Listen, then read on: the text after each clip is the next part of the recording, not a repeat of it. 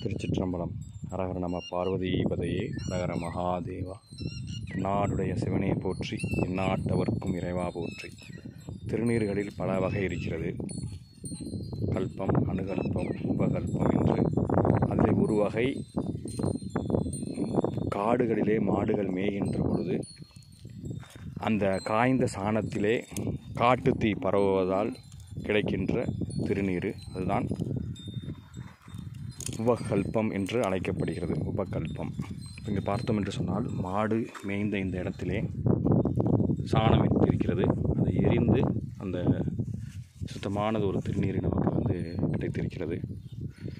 இது ஆங்காங்கே இது இருப்பதை பார்க்கலாம். ஹரஹர நம பார்வதிபதையே.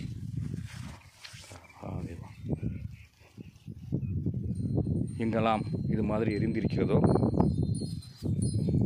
அருகில் அங்கே பார்த்திங்கன்னா சாணி எரியாத இடத்துல இருக்கிற சாணம், இது இங்கே எரிந்திருக்கின்ற திருநீர் அருமையாக வெண்ணிறமாக இருக்கிறது.